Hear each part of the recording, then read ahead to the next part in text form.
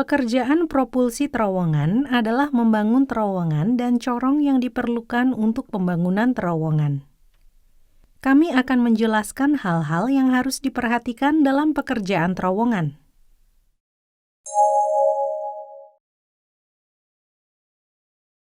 Apa yang Anda bayangkan ketika mendengar kata terowongan? Kata terowongan digunakan untuk jalan kereta api, jalan raya, saluran air, dan infrastruktur lainnya. Ada berbagai ukuran terowongan, baik besar maupun kecil. Ada berbagai metode konstruksi terowongan, di antaranya metode terowongan gunung dan metode perisai. Corong vertikal dibangun sebagai penghubung antara dasar terowongan dan bagian tanah selama konstruksi. Setelah konstruksi, digunakan untuk berbagai keperluan, seperti ruang bawah tanah dan menara ventilasi.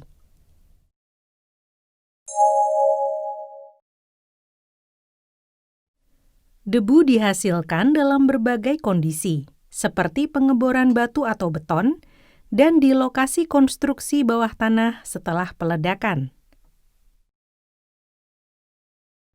Sebagai tindakan untuk menghilangkan debu, dilakukan pergantian udara dengan menggunakan pengumpul debu. Untuk mencegah penyimpangan, semprotan air dan pembatasan kecepatan mengendarai kendaraan diterapkan. Masker debu harus dipakai saat bekerja di atmosfer berdebu.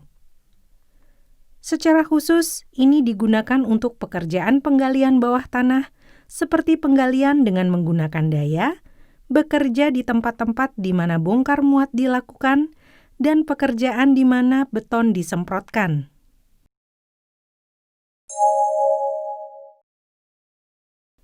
Di lokasi pembangunan terowongan, kehati-hatian diperlukan untuk kekurangan oksigen dan pembentukan gas beracun.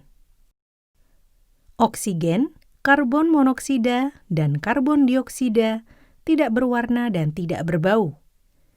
Jika Anda menyelamatkan rekan kerja Anda tanpa alat pelindung diri, kemungkinan akan terjadi kecelakaan sekunder. Gas yang mudah terbakar bisa meledak jika konsentrasinya tinggi. Di lokasi konstruksi bawah tanah, pergantian udara dilakukan dengan menyedot udara yang terkontaminasi gas beracun yang dihasilkan dan memasukkan udara segar. Alat respirasi udara dapat digunakan, tergantung kondisinya.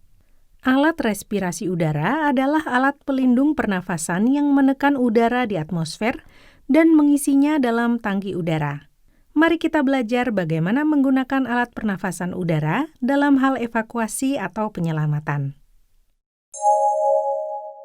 Saat menggunakan alat getaran genggaman, diperlukan langkah-langkah keamanan untuk getaran dan kebisingan. Bekerja menggunakan alat getaran, termasuk menghancurkan batu atau beton, atau menggali tanah secara manual dengan alat getaran. Jam kerja dengan alat getaran umumnya 2 jam sehari.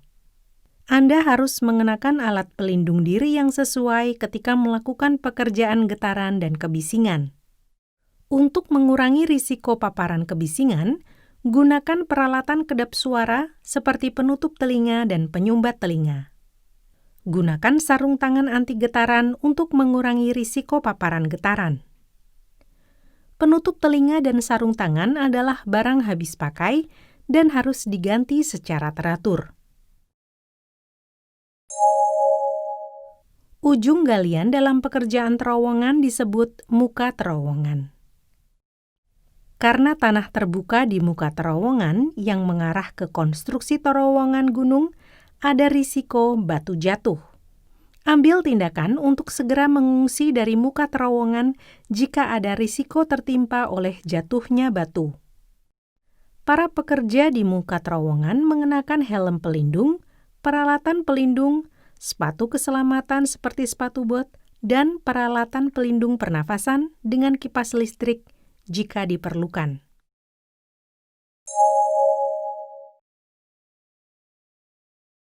Pekerjaan di dalam terowongan adalah pekerjaan di ruang tertutup, seperti di tengah gunung dan dasar laut, serta di ruang di bawah tanah yang dalam di daerah perkotaan.